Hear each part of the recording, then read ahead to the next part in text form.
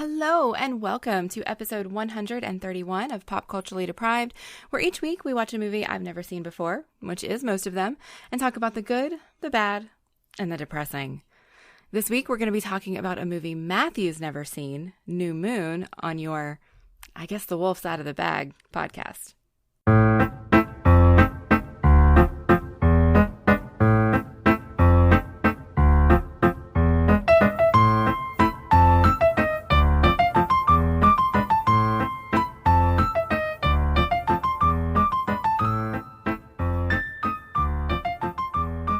I'm Mandi K, and you can find me on Twitter at Mandi K if you just want to marvel at everything I still haven't seen.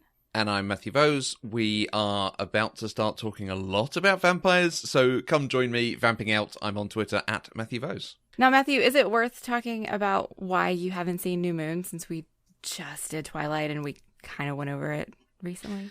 Yeah, go back and check out Twilight for my thoughts on the series and why I never watched it back in the day.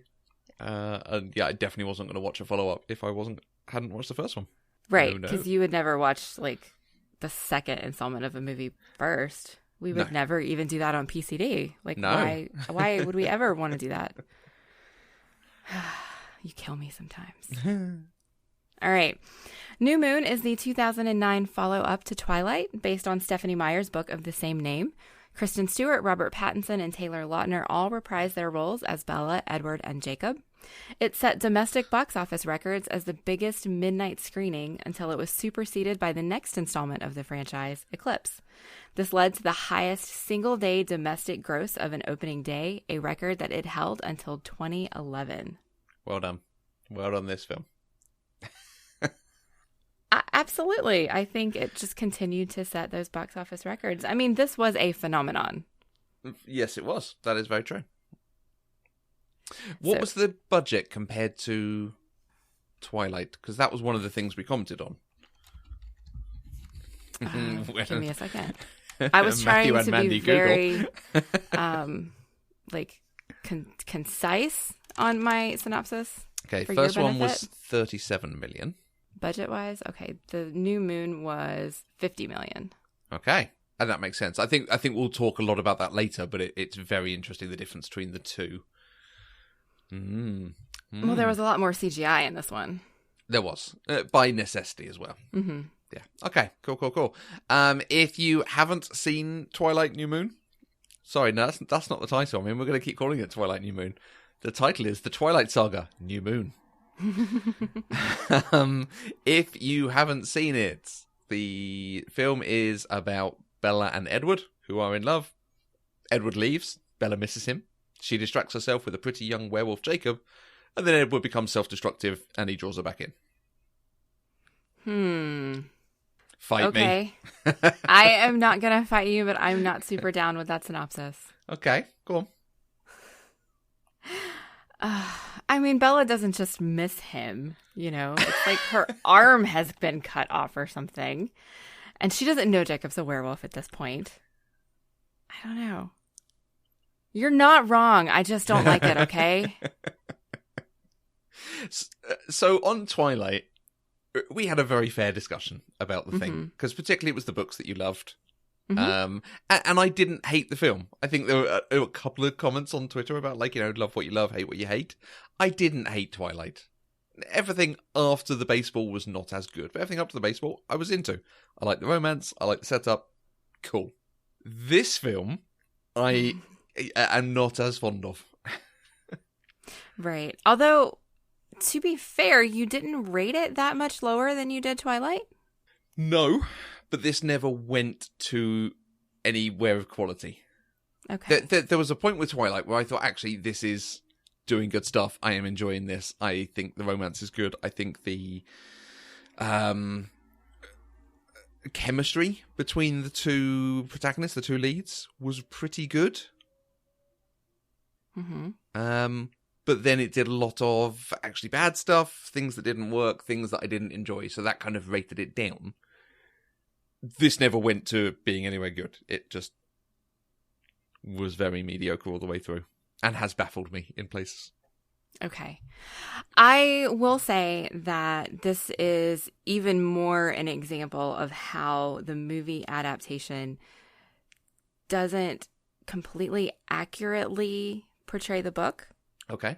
I think that and maybe I'll ask you about some of these things because I'm not even sure that what the book was selling was accurately portrayed in this movie at all. Okay.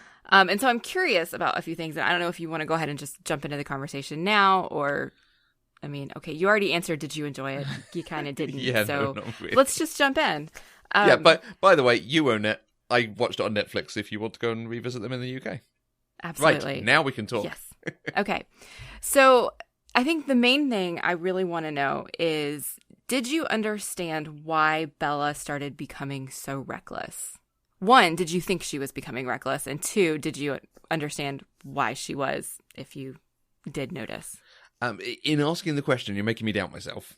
So Okay. I'm going to give you an answer, but I'm pausing because I'm like, did I get it wrong? What? No, so she knew he was watching her psychically because he's a psychic Mewtwo type dude. I don't know. And so she thought if she was reckless enough, he would come back and save her. Okay, see, now that's not true. That's not correct. Right. So remember, his powers don't work on her. Hmm. And so the visions that she was having weren't real. She was just seeing them in her head. In the book, at least. And maybe the movie was trying to do it differently, but it didn't work for me in the movie. So in the book, she realized that once she started putting herself in danger, she would see/hear Edward as if he were like trying to protect her. It was a kind of like a security blanket kind of thing. And she didn't want to lose that because she couldn't have him. So at least she had that. So she kept putting herself in these positions, like trying to pick a fight with guys in the parking lot or getting on a motorcycle or cliff diving and all of those sorts of things.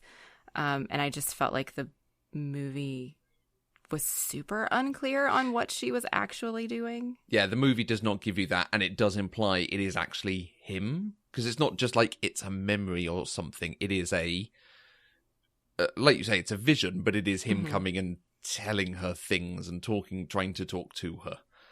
Right. Yeah, and because the mythology of it is so grounded in psychic powers, yeah, it does imply that there's like, she knows he's still watching her. Yeah. So it goes along with part of why I really, really like the book, and I don't think the movie sold it. Okay. The book New Moon gave one of the most realistic and relatable representations of depression that I've ever seen written in a book, particularly at a time in my life when I was severely struggling with depression and had not yet sought medication for it. Okay. So right after he left in the book, it just the next 6 months or so passed in the book by just like a single page, and the only word written on it was like September, and the next page was just October. Like they were just blank. Okay. Like, because when you are depressed, you're numb. You don't feel things. You don't experience things. She was just existing, and so you picked up on that in the book. And then when she started existing again, she tried so desperately to find that happiness that she was feeling with him. And that's why she started going down that destructive pathway. And for me, in a story, that worked really, really well. And it just didn't translate to the movie. Right.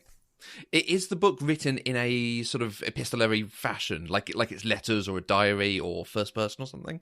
That's a really good question. I don't think so. Oh, okay. Maybe it is. I could go grab it off my shelf. It's on the bookshelf behind me. Okay. Hold on a second. Dear listener, Mandy's off doing something. This is just for you and me. I can't wait to get through these films, because the last one's supposed to be really good. So it'll be quite exciting. So it'll be fascinating to find out. Okay, I lied. Oh, it's she's not back. There. I don't know Stop where talking. It is. Yeah, I lied. I don't know where it is. Okay. It's not there. Because the first one had elements of that opening thing of, I never thought I'd know how I would die. Whatever that piece was. Right. It sort of implies it's a bit like a diary. So I don't know. Just to take a quick break from discussing the film, you did seek help. You are okay now. You Yes. have strategies for managing and. Yes. Good. Okay. Well, people will be listening. They'll be worried about you. So let's. I know. I mean, this was years and years and years ago. So I have taken steps to manage my mental health through both therapy and medication. So life is good. Great. Good. And it's good to be able to talk and be open about things are better having sought that help. So. I am very pleased. I'm very pleased you're in a good place. Hooray. Yes. And I think that's something that people should be open about and exactly should not ever feel shame for. So I try to be open when I can. Yeah. Like you go to the doctor when you're physically poorly. So mental health is no different. Absolutely. Right. Back to the film. Yes. Well, actually, back to the book for a second. I just pulled up a preview of it on Google Books, and it's just written in first person. Okay. So that fits in nicely with having the blank pages. There was a comment on our Patreon Discord from Metzgirl who made a comment about the blank pages in the book made me sob. The passing of the months in the movie did the same. And I hadn't twigged that the book was written in that sort of fashion, that she was doing a bit clever things. And you're right, that is a very hard thing to translate to the visual form. Right. I did like the way they did that transition with her just sat there and the camera going round her, showing seasons and months changing. Mm-hmm. At first, I thought it was a bit heavy-handed because it came up saying October as there's people trick-and-treating outside. Like, no, we know it's October, thanks. But then because it then did subsequent months as well. Okay, that's quite nice, yeah. The big issue I have with this, and it's not necessarily in... Again, the chemistry or the characters or some of the plotting, it's the fact that I don't think the plot works as a film. This feels like the third and fourth fifths of a story. It does not feel like a story unto itself. Mm-hmm. They start off...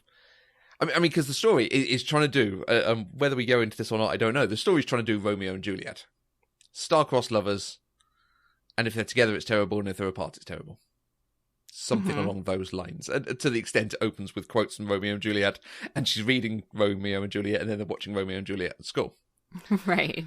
But we got the analogy. Thank you. Right, yeah.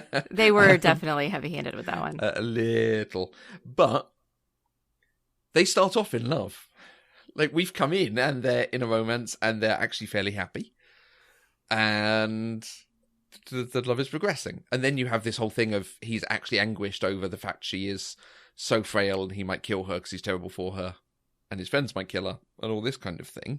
And he decides to leave. And then by the end of it, whilst, shenanigans happen in the middle, he comes back and they're back in a romance again. So nothing has necessarily changed in a big way. Mm-hmm. And telling this as saying, this is a story, this is an important thing to show, it doesn't feel quite there. It's a little bit like my feelings on Captain America Civil War. That was sort of telling a transition, but you needed to have seen all the other stories around it to really come into this and get something from it. And I feel like this is very much knowing it's part of a franchise and just telling the story it has to tell, rather than being its own story. Again... Does the book have more that makes it stand alone better? No, not really. I mean, I think the book stood pretty close storyline-wise about what happened. Edward leaves, she gets depressed, she befriends Jacob. Jacob turns into a werewolf, and we learn all about that and why the werewolves are suddenly here, why there are so many of them. And then there's a thread of Victoria, coming after Bella. Very small thread. And then Edward thinks she's dead and tries to kill himself, and she has to go save him. Right. I mean, that really is it. And that's what we got in the movie. And you're right. It is very much a piece of a larger story. And I think we talked about that when we talked about the first movie, because you didn't really think the first movie was a full story either. It more so than this, though. It was. Right. I think this very much. And that piece about Victoria is really, really apt, because even that's not resolved. There are so many story threads in this that they set up as being important and being things that just aren't actually a part of this story they're showing us. This film, on its own, that doesn't get resolved. They don't even really interact with her outside of one fight. Mm-hmm. So I think this is just another piece of the Bella and Edward story. Mm. And we'll get more of that story in Eclipse, and then we'll get even more of that story in Breaking Dawn. Right. And I think if you had taken Twilight to Breaking Dawn, and that's too much material to make into a single movie. Like, you can't. And so I think breaking it out the way they did, one, that follows the books, but two, it also allows you to experience all of the nuances and little moments that were there. Mm-hmm. Maybe it lends itself better to television than to movies. Okay. I'm not sure. I think from my perspective, because I enjoyed the source material so much, the fact that it doesn't work as a standalone story doesn't bother me. Okay. Because I was so invested in the characters in the world that I just wanted to see more of them. It's fascinating to hear how close the book was, because at some stage, there was the book Twilight, and then she released the book Twilight New Moon. New Dawn. Mm-hmm. New Moon. New Moon? New Moon. New Moon. Yeah. And there wasn't a third and fourth book. This was the Twilight Saga. Twilight and New Moon. And I would love to have known someone who read it at that time and went, wait, what? He went away and he came back. But it was always known that there was going to be another book. Okay. Because I read New Moon before Eclipse came out, and then I knew I had to wait for the next book. So I think it was planned I think it may have been planned as a trilogy, and then as she was writing it and it got more popular, they extended it to that fourth book. I bet she did. I would. Yeah, no, absolutely. And I think I can't remember where Eclipse stops and Breaking Dawn starts to tell you at this point if I think she should have done that or not. I really enjoy the final book, so, whatever. Okay. But, okay. Yeah. I think, again, we put this in comparison to other adaptations. I mean, The Hobbit doesn't necessarily work as 3 films. Mm-hmm. Have you seen The Hobbit? I've seen the first 2. Okay. But each film in those, and even the Lord of the Rings trilogy, each of those films does have its own sort of internal thing. They're taking care of this sequence of events, and then the next one's taking care of the next sequence of events, but you could watch each one and go, there is something of an arc here, and it is fairly satisfying. Mm-hmm. I feel like I'm egging the point on too much now, but I feel like I came out going, well, nothing's really resolved, and I don't know that much has changed. Jacob aside, that's the one thing. Well, there was world building, for sure. Yeah. Because this is where we get the werewolves. And they didn't do a super great job of explaining where they came from in this, other than reminding Bella, I think, about the story we told you in the first one. Mm-hmm. In the books, they do delve into that a little more. So I'm curious, do you understand why there are werewolves there? Well, there's a whole... Again, you're making me feel like, oh, God, I missed a thing. But the story from the first one about how it was werewolves versus vampires, I don't think they were the words they used. But the vampires were the cold ones, I think. That was it. But there was a... that's what they are descended from, and there is a gene that some of the men in this tribe? Is it a tribe? Is it community? They live on a reservation. Yeah, so I don't know what the right word is, to be honest with you. But some of them become werewolves, and some of them don't, for reasons. Which is interesting, because it means there's an implication of no turning. You can't turn someone into a werewolf in the same way you have with the vampires, and the same way you have with traditional werewolf stories. Right. So... Yeah, it's definitely genetic here. Yeah, you're not going to get Oz and Veruca? What was her name? Yeah, Veruca was her name. It was Veruca, wasn't it? Yeah. It was. Not to be confused with Veruca Salt. No. So there was a larger implication in the book. I keep going back to the book. I'm sorry. I think I'm trying to get you to at least see that there was some source material that was better than what we got. in the book, there was a broader implication of, over the years, there had really only ever been 1 or 2 werewolves that were quote unquote activated. Okay. But because the Cullens came and vampire activity in the area increased, that's what increased the gene to become dominant and to express itself. And that's why all of a sudden there are 5 or 6 werewolves running around when there haven't been werewolves before. And they did not explain that at all in the movie. And I don't even know if it occurred to you to ask, well, why are there suddenly giant wolves running around when there haven't been before? Because they didn't address that at all in the movie. There is a hint of it. What's the thing where, and he talks about, when they're on this land, it's their land, so we can't do something. There's something else in those lines that, there was just something. I don't think it occurred to me that, oh yes, the two are inextricably linked, although nice. But they did. You're right about the world building. There is world building in here, but I think that's because they wanted to fill out, what was it, 2.5 hours? It was a long movie. It's a long and how little they gave us, really. Yeah, and considering how short the first one was. Yeah. And that's the point about this is a different sort of film than the first one. Because where the first one was a pure adaptation for people who'd read the book, this was a film for people who had not read the book because they suddenly went, oh, holy heck, this is popular. Yeah. Let's make some money off this. So let's make the film bigger. Let's make the film longer. Let's put more budget into it. And clearly get a heck ton of box office revenue back. Right. And convince Michael Sheen to be in it. Oh, man. The cast of this, it's just amazing. 'Cause I have to tell you, later on in the franchise, you're going to see Lee Pace. Nice. You're going to see, what's that chick's name? What are you doing? What are you doing? Dance off, bro.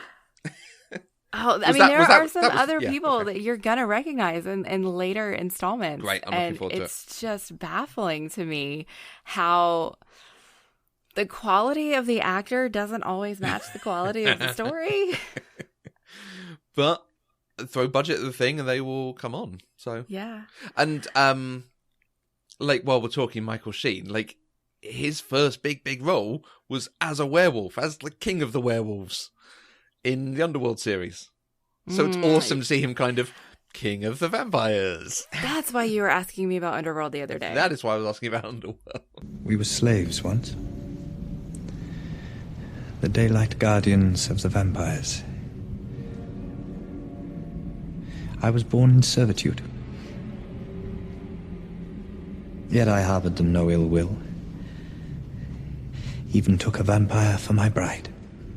Yeah, I have no idea that he was in it. I didn't really know who Michael Sheen was until the last year or two. So I tweeted last night that it was really weird watching Michael Sheen play Arrow after having just come off of Good Omens and seeing him play Aziraphale. And somebody responded back to me, you think that's weird, you should see him in Underworld. Yeah, it's a very different performance. Huh. Yeah, and he posted a GIF or a link, an image or something, and I wouldn't have recognized him as Michael Sheen if it hadn't been pointed out to me. Yeah, he is a character actor, and he does some wonderful characters. Oh, absolutely. And this is kind of in between what he does. You can see bits of Aziraphale, and you can see bits of his larger-than-life performances. There is one that I'm not going to tell you because it's on the list, and when he's a very small part of that film, but he's probably the best part of that film. So, yeah, right. Yeah. I will say, at the time this movie came out, I had absolutely no idea who Michael Sheen was, but I was a big fan of Dakota Fanning. Yeah, she's good. Again, very small part. She's fantastic in this. Yeah, very small part, but she played her heart out. And the eyes were cool. I like the effect on that. And whilst you're, just to actually wrap up the piece on Michael Sheen, I did not clock what the character's name was, if I'm honest.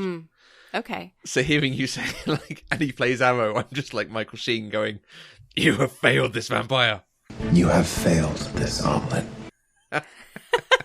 Okay, not that kind of arrow. It's ARO. I did not clock that was the character's name, so that's, yeah, cool. I don't even know if they said it. I'm sure they did, but I'm just so accustomed to it from... Because he will come back. I mean, we will see the Volturi Oh, again. I assume so. Yeah. That was a lot of setup. Okay. Talking about it as an adaptation, and this is the question for you particularly. We talked in the first one about fan casting and who was the perfect casting for Edward.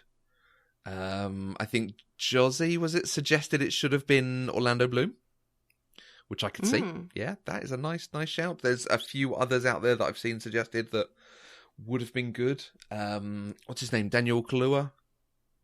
It's not Kaluuya, is it? That's a drink. The chap from Get Out. And the dude from Black Panther. If we're talking, we could cast anyone, any race, yeah, he would work as Edward, because he has got that sort of powerful intensity about him. I haven't seen Get Out, and so I'm trying to figure out who you're talking about. I know you're not talking about T'Challa. No, in That's Black Chadwick Panther, Boseman. he's married to the General Okoye, and he rides the big one thing at the him. end. Yeah, I have no idea what his name is, but I know who you're talking about now. You think he would make a good Edward? I have no idea how to spell his name. Daniel Kaluuya, but not spelled like the drink. Someone tell me how I should be saying that, because I'm really sorry that I'm saying that really badly. Yeah, he was in... So, yeah, Get Out on Black Panther. He was in a film called Widows, and he was super, just present and intimidating. And that's what I think you would get well from an Edward. Okay. A little bit younger than Pattinson, but... That was the one, going through a list of actors from Britain who were born in the 80s. That was the one that stood out. But there are a number of actors of that age who would have been cool. But I'm not going to talk about Edward. Unless you want to. Hang on. Yeah. Hang on. Before we move on from that, did we talk about in the last one who Stephenie Meyer's fan casting was? Like who she wanted to play Edward? Oh, yeah. Who did she want? Henry Cavill. Okay. I don't think I can see it now just because for me he's Superman and Superman and Edward are like polar opposites. But maybe back then? Yeah, I can see it. Oh, yeah. Yeah? Okay. Yeah, I can see it. Okay. You did this. I had to. You won't let me live. You won't let me die. The world needs you.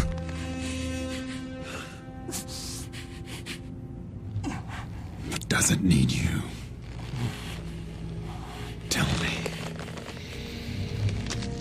Do you bleed? I mean, he's a good actor, but I don't think he's been given parts that he is able to excel in. Mm-hmm. I mean, he's quite a good Superman. He's an okay Clark Kent, and that's, the tough bit of it.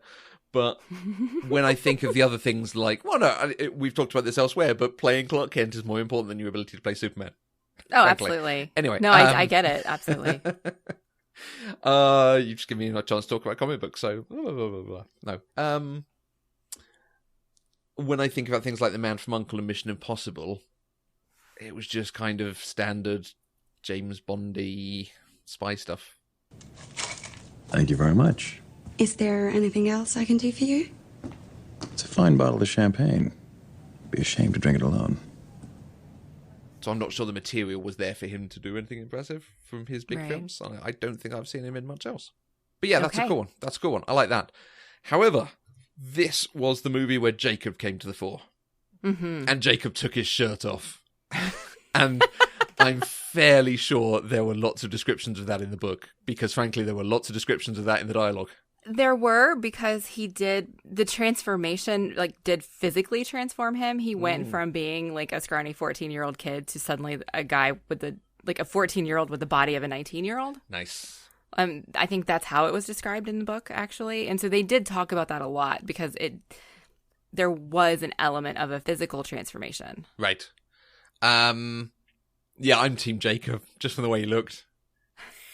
Guy looked good. That's why I always say, for Bella, I'm Team Edward. For myself, I'm totally Team Jacob. Right? Yeah. Was it when you saw that presented, not just the taking off the shirt, but the character as he became Jacob, as Jacob actually is Jacob? How did that fit? How did that work for you? That was great. I didn't like Taylor Lautner as Jacob in the first one. He did not match for me what I expected Jacob to look like, and part of that was because I was picturing werewolf Jacob at that point, forgetting that there was the kid at the beginning, right? Mm-hmm. But once they transformed him and he became the short hair and the muscles, like absolutely, he was everything that I expected Jacob to be. Right. Yeah, I think it worked. I think he was actually quite a good addition. I like the sort of, because he did brood somewhat at times. Mm-hmm. But I quite liked that she's written some of the same stuff. So we talked last time about like the destructive elements to the relationship, and it was really quite problematic in places. There's some of the same stuff to what Jacob says. And you see, obviously, Sam's fiance, and you know, they don't even need to tell us the story. It is very clear what has happened there. Mm-hmm. But when he talks about that, like, I could lose concentration for a second and attack you, it is his concern for her. But the way it's written for Edward is still this, you better not piss me off, because otherwise I could kill you. Right. And I think I liked it because Jacobs came off more of, I care for you so much, that's why I don't want to be. Right. I want to be careful around you and this kind of thing. That's fair. Does it come across as different? Am I just looking for that because I know what it is from Edward? I like the way that Jacob looks.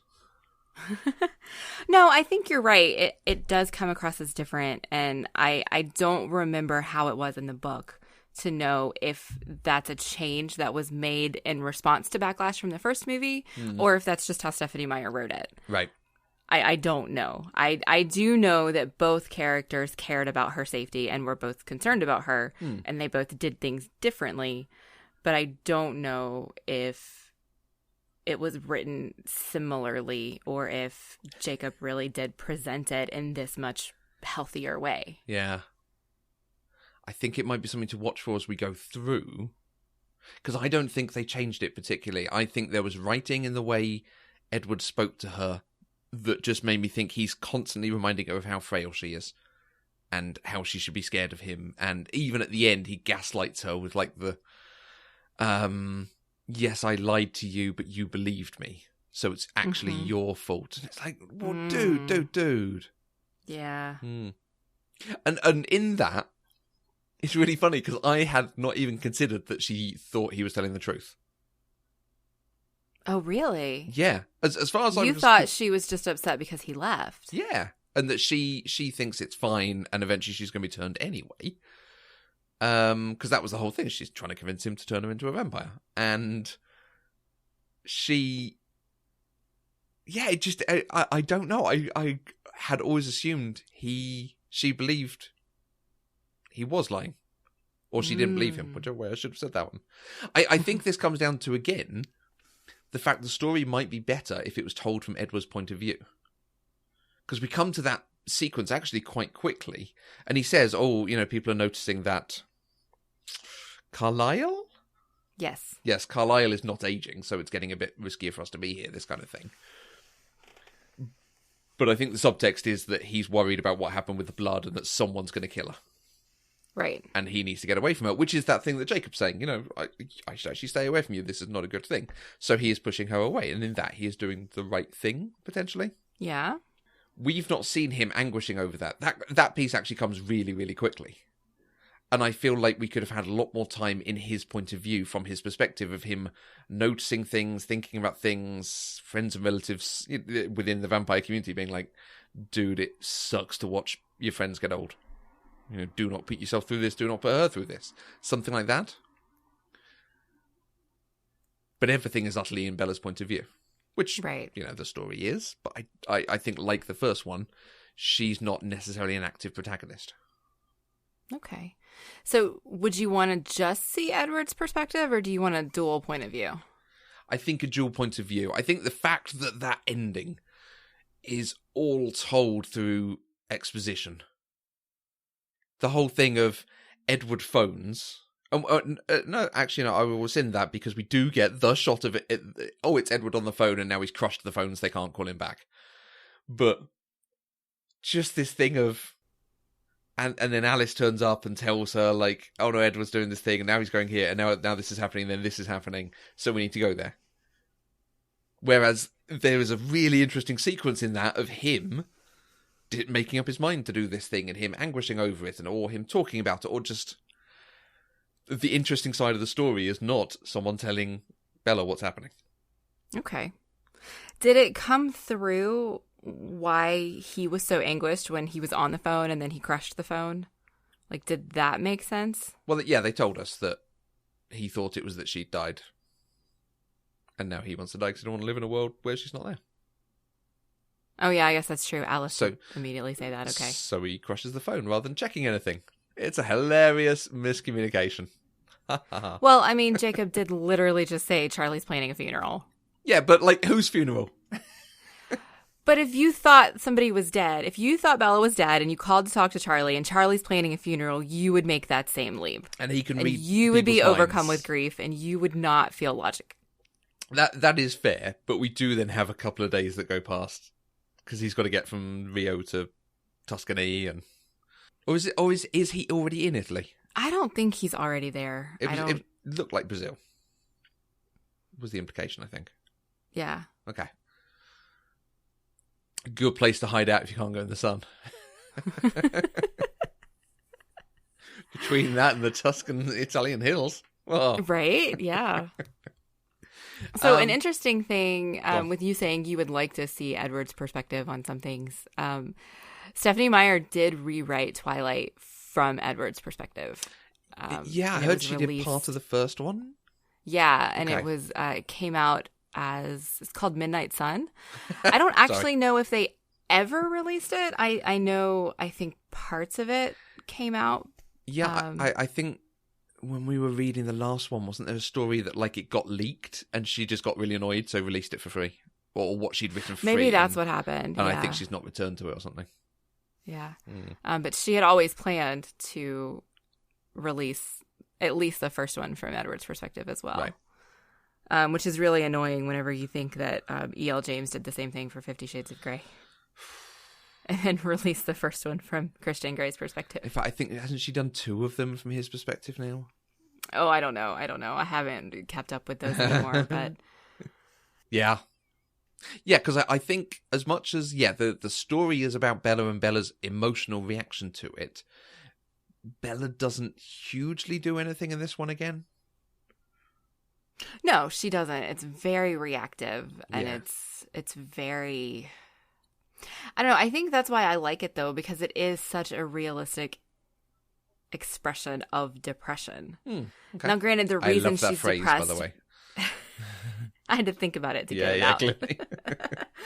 Now, granted, there's something to be said about her being so depressed over the state of a boy leaving her.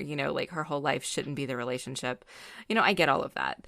But when you just take depression in a vacuum and look at how she experienced it, it's very realistic, and it was something that I needed to read back then. Okay, yeah. And I think that's why I appreciate the movie as well. Right. And so that's what I come back to is, just like the first one gave me a protagonist in Bella unlike anybody I had really seen before, somebody who I could relate to. Stephanie Meyer did the same thing for me in New Moon. Right. And I get that doesn't speak to a lot of people. I think I just happened to be somehow the exact specific audience that she was writing for. Great. And it's wonderful when a story, a book, a film, a play, whatever, comes to you like that. I think so. It does make it more challenging to talk about, a decade later. I am very appreciative of how open you are being about this. Because it's not necessarily the easiest thing to do, so... Thank you. You're welcome. He shoves her really hard into that wall. Yes. I don't think he needs to shove her that hard. I don't disagree with you. I feel like it comes out of nowhere both times, because he should have just pushed her out of the way and then shoved Jasper that hard. instead of shoving her that hard. But I think visually they were trying once again to underscore how dangerous they are for Bella, making his decision to leave seem less out of left field. Yeah, that is fair, because what doesn't come across is the animalistic side of the vampires. Mm-hmm. The vampires are very intellectual and very in control at all times. And I think if they'd either shown a little bit more that not only was this Jacob losing control, not Jacob, Jasper? Yes, Jasper. Jasper, thank you. Sorry. Not only was this Jasper losing control, but this was him losing control in defending her. Mm. But I don't think that comes across because he seems in control while he's fighting, but yet he throws her into a mirror in the wall. Right. That said, the whole bit with the blood was actually quite good. I did appreciate that actually, yeah, there is still a problem here. Mm-hmm. And particularly because they then return to it with Jacob going, hey, it's just blood, it's cool, don't worry. Mm-hmm. Like, that's really good. And again, Team Jacob. That's fair. I don't think I picked up on the juxtaposition of those two scenes. Right. I remember thinking, of course she apologized for bleeding. This is Bella. She apologizes for existing. Right, yeah. You know? And that's kind of what I was thinking about there. And it didn't occur to me that this was in direct contrast to the little bit of blood. And that's why she's apologizing. Mm. Because the last time she bled in front of somebody, they tried to kill her. Yeah. I do think it's a great world building, although I'm not sure, again, that this was super clear in the movie. Jasper was really the only one who was immediately affected by her blood. Mm-hmm. And it's because he's the youngest vampire of them. He's the newest created. And so he hasn't gained as much self-control as the others have. But even the others, you know, they recognized they were rapidly reaching their limits and had to leave. Mm. Which I think is, you know, that is an interesting bit of vampire lore in this world to me, that it is possible to do that if you want to. You can train yourself to be able to stand it, which we kind of already knew. I mean, Carlisle's a doctor. He sees blood all the time. Yeah, and the discussion with him is actually very nice about it and how he's taken years to get to that point. Mm-hmm. It's good. And yeah, that coupled with, because all you're making me think, and there's several points in this conversation that are making me think of Angel and Spike. Mm-hmm. And it's very, very similar to some of their characterizations. And particularly the Edward leaving is very much Buffy season 3. An Angel leaving. Because as much as he wants to be good, he can't do that around Buffy because of what she means to him. The difference being Angel was upfront with Buffy about why he was leaving. And she agreed. Yeah, exactly.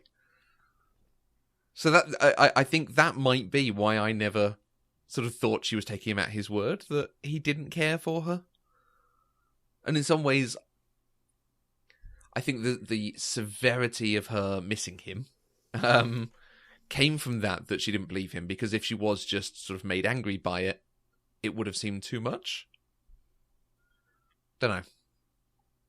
But yes, I don't think she was angry. She didn't feel like she had the right to be angry because she never believed she was worthy of his love anyway. True. And so from her perspective, one, that's been validated here. And two, she just lost what she believed was the love of her life. And so when you put those two things together, it devastated her to the point of incapacitation. Yeah. Yeah, that is very fair, because there is her sequence at the end of, she is now buying into what he said about, I'm a nothing human. Mm-hmm. Which really is like, she's even believing him when he puts her down and says how weak and frail and stuff she is by comparison. Yeah. I do think that if we continue on with this, I think you will enjoy Bella's character development. Okay. I can give you that little glimmer of hope. Yeah, because I think I do. She's not a great protagonist yet. but she's not a bad person. She's interesting to watch, and I quite liked her trying to get back with her friends. It annoyed me, the whole bit with the biker and stuff. That was annoying. The ridiculousness of the three of them going to the cinema and so on. But at least it was like, yeah, I could see even more what you were saying in the first one about how she's kind of quirky and doesn't really do things in the right way because her social EQ is not the highest. So that kind of thing. Can we talk for a second about Mike and how utterly ridiculous he is? Yeah. I mean, the second she comes back to the table after clearly experiencing some trauma, he asks her out. Yeah. Like, no time whatsoever. I just wanted to throttle the boy. Like, he's not a bad kid, and I totally get him having a crush on her, but come on. Yeah. Let's be a little more considerate. That was not good. And I also think the thing where she phoned Anna Kendrick, and she's like, oh, hey, it's Bella. No, Bella Swan. Hi, Jessica. It's Bella. Yeah, Bella Swan. Are they saying there's lots of Bellas at this school, and Anna Kendrick has forgotten which Bella is come up on her phone ringing her? No, I think Anna Kendrick was being sarcastic. Right. And again, returning to the conversation for the first one, Anna Kendrick forgot she was in Twilight. She's in 2 Twilights. She's Twilighter. She's in at least 2 Twilights. How about that? Yeah. Well, yeah, I don't know if she's going to appear in any more, but like, did she really forget when she filmed all these things? Maybe.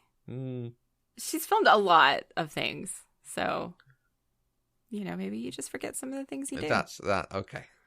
I mean, Gwyneth Paltrow didn't know she was in Spider-Man. Gwyneth Paltrow is a thing unto herself, though, to me.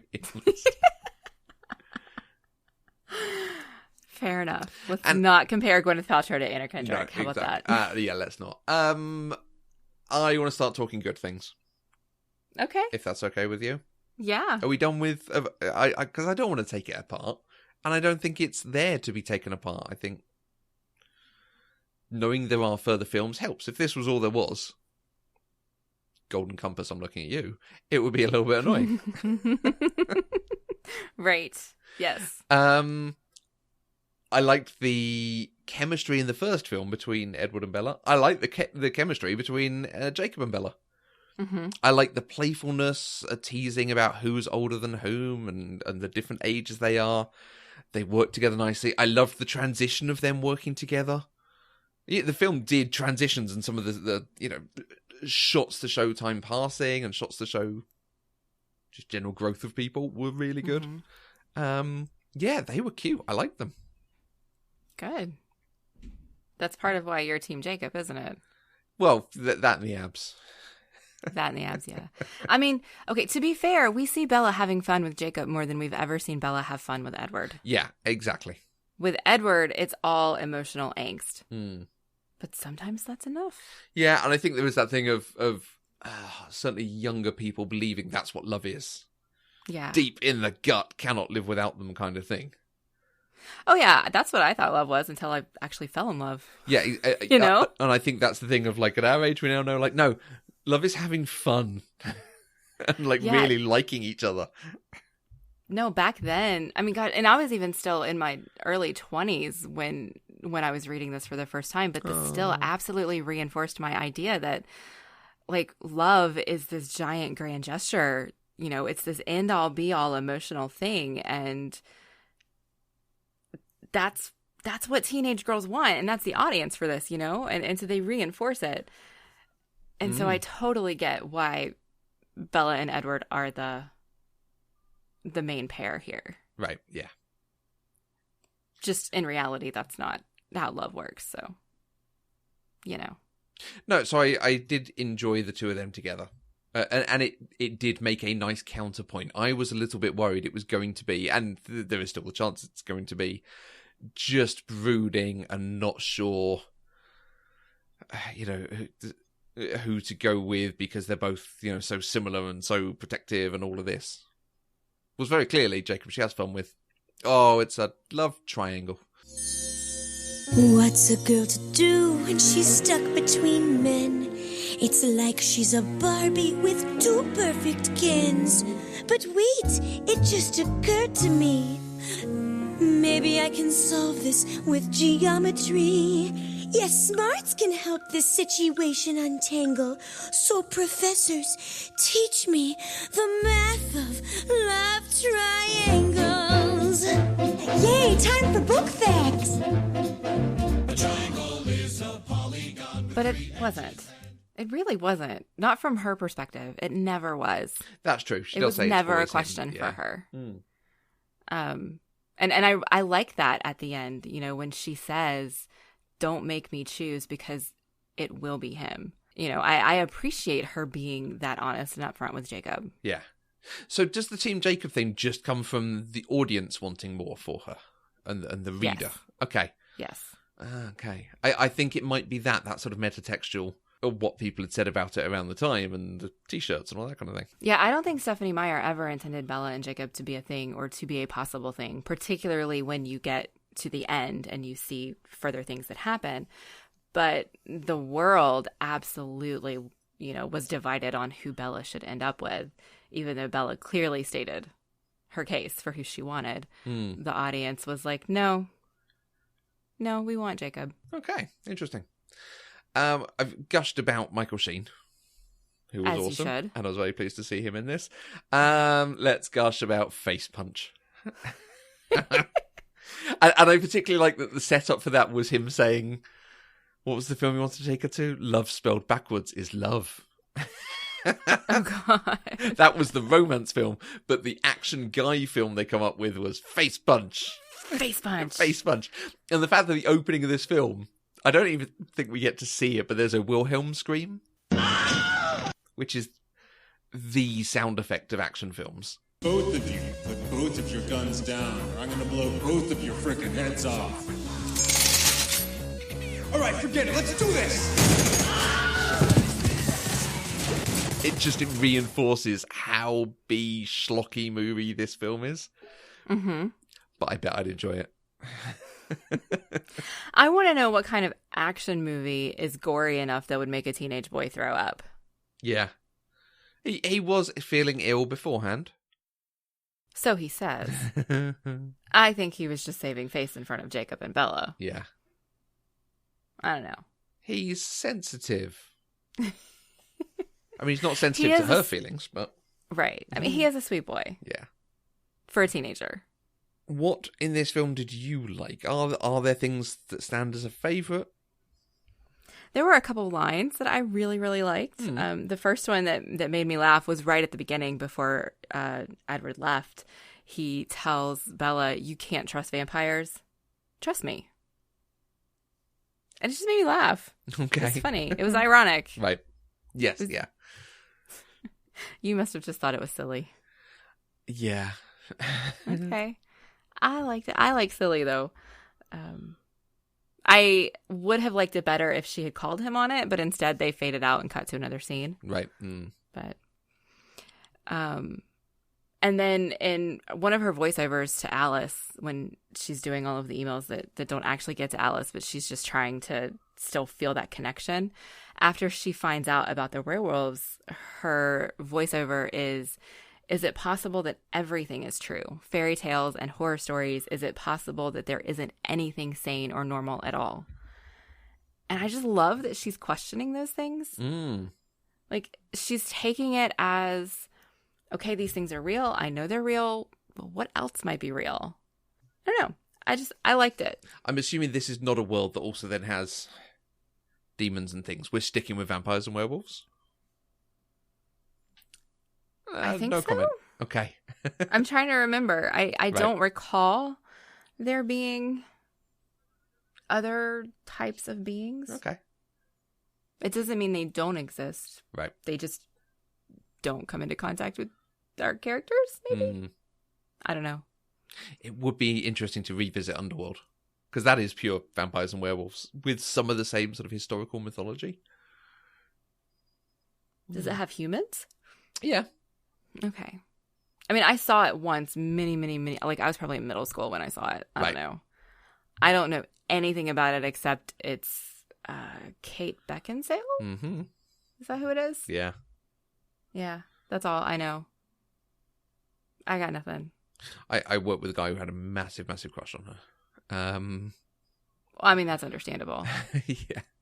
And that film was almost we'll get into this, I think, if we ever do watch it or do it as a Patreon thing or something. But that was basically a response to criticisms of the second Matrix film. Okay. Interesting. I want to say that actually Michael Sheen starts out as human. There is definitely a human who transforms. It might not be Michael Sheen. See, don't ask me. I think I've only seen it at the cinema, so it's been a long time.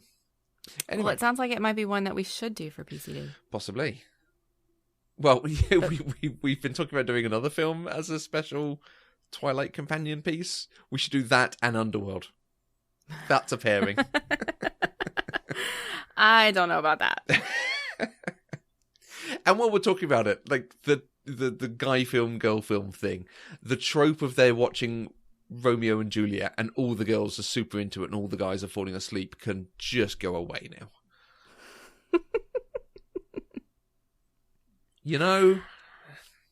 I don't know, dude. Some tropes are rooted in reality. I mean, in that situation, all of them should be looking bored. Actually, that's But, true. I would have been bored. Yeah, okay, you're not wrong there. Where does this rank in the Twilight stories for you? Can you separate them and say which ones are better or more favourite for you? I don't know. I think my emotions of reading New Moon for the first time are the emotions that I always remember whenever I think of the series. And so that's why it has such a special place in my heart. But I don't know that necessarily makes it my favorite. Okay. Of the movies, I think the last one is the best. Right. I think some of the story, where the story goes in the last book, is kind of bonkers, but I still really enjoyed it. And I really enjoy Bella's character development, but it's hard for me to just like pick one out because, I mean, like you say, this isn't 4 individual stories. It's one big story. Yeah. And perhaps that's just my misconception going in. Perhaps if I'd known that going in, I would have been more prepared for what was coming. I mean, do I need to know anything about the next one? Is the next one the same sort of thing? Well, no. I think this was intended to be a trilogy. I said that already. So Eclipse does bring a resolution. Okay. And then Breaking Dawn is different. Got it. But it's still a continuation. Okay. Because they were making money, so why not? Exactly. That's why we have Fantastic Beasts films. You're not wrong about that either. We had a terrific tweet from our friend Caitlin on Twitter, @InferiorCaitlin, who pointed out there were lots of ridiculous filming locations in this, but she needs the world to know that the movie theatre they go to is definitely a strip club, which is not that far from where she lives. Presumably downtown Vancouver. And is just down the street from where At Generosity gets her hair done. Nice. So, okay. Nice bit of local lore there, I guess. I kind of want to look up where it is now, because I've been to Vancouver. I wonder if I've been Maybe past that or you've been something. by. Yeah. We walked all over, mostly looking for ice cream one night. We found it right round the corner from the hotel, but we'd walked the wrong way. Oh, no. And we are talking about going back to Vancouver before the Arrowverse finishes and doing like an Arrowverse tour. Oh, that would be nice. Right? Anyway, thank you, Caitlin. Yes, do come at us with any future locations. Get us photos of locations if you can. That would be amazing. Jen, you need to go and get your hair done. Not because it doesn't look good, just because then you'll be close to the filming location. Exactly, yeah. And you need to go and take photos outside a strip club for podcasts. Yes, absolutely. What better reason could there be? I shouldn't because ask people Matthew to do things said like so. Yeah, exactly.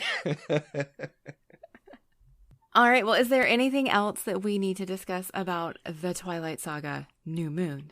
I don't think so. I think I would shout out to yourself and anyone who might say, actually, Matthew, before you watch the next one, consider that there are 2 more films after that or something.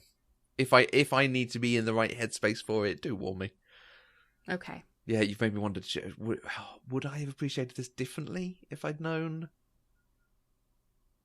No, because I'm still annoyed. Like, I did a poll on Twitter about this very thing, saying, what do we think? Should movies that are part of a franchise, movies that are part of a series, should they be allowed to just further the plot, or do they have to have their own narrative? And 80% of people who voted said they must work on their own. Each film, each story, each book, whatever it is, should stand alone as well as be part of a larger whole. Okay. I'd love to know about the 20%, what examples they might have where it's done well or badly.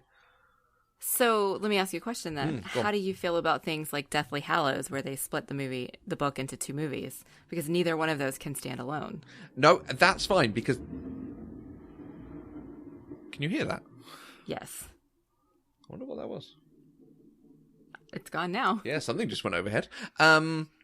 Because they're saying part 1, part 2. Like, they're already telling you. If they were saying, this film is a standalone film, this is not going to have any consequence on what happens in Avengers Endgame that doesn't yet have a title, and it stands alone, I'm going to be just as annoyed. Okay. You knew what I was going for then. I did. Yeah. I was already thinking about Infinity War. I was like, yep, that's coming up. Yeah. No, because there is nothing in this to indicate that you need to have extra textual knowledge to either come into it. And I think they do a fairly good job. I think they could have reminded me some of the characters' names, because the Cullen family, I'd completely forgotten half of them. He referred to one of them at some point. I'm like, I don't know which one that is. That's okay. But I think Alice and Edward are the most important. Yeah, clearly. But the fact that you're not going to come out of this feeling, for me, that you had a resolution, that you had a conclusion. The place that they start off in is pretty much the place they finish in. Okay. So. Okay. That's absolutely fair. Except he asked her to marry him. Did you forget about that until just now? A little bit. So I think that you will be slightly more pleased with Eclipse. Okay. I think. My words may come back to bite me in the ass, but I think. Okay, it'd be interesting to see. I think we are continuing, aren't we? I think we have to. I'm interested to get through. Like I said, I'm very excited for those last ones because you've picked them up for me. Cool. I like them. What can I say? And at the very least, you like talking to me about things that I like. So it's not entirely excruciating for you. And I know I said it in the middle, but you have been very good at talking about this. So thank you very much. You're welcome. That's good. So if you want to join in the conversation, if you want to let me know what's coming, if you want to warn me about things, if you want to tell me about filming locations for the Twilight franchise in strip clubs, you can use the hashtag PCDeprived on Twitter. You can find us on Twitter and on Facebook and on Instagram at Eloquent Gushing. You can email us using podcast@eloquentgushing.com or leave a voice message on speakpipe.com/eloquentgushing. And we are 100% funded by listeners just like you through our Patreon page. So any amount you can give, even just $1 a month, will give you access to exclusive content while also helping to support our network and develop new shows. To find out more, please visit patreon.com/eloquentgushing. We'll be back next week with another episode where we're going to kick off Keanu Reeves month with Point Break. Yeah. Films. Lots of films. Until next time, I'm Mandy Kay. And it would be nice not to want to kill you all the time.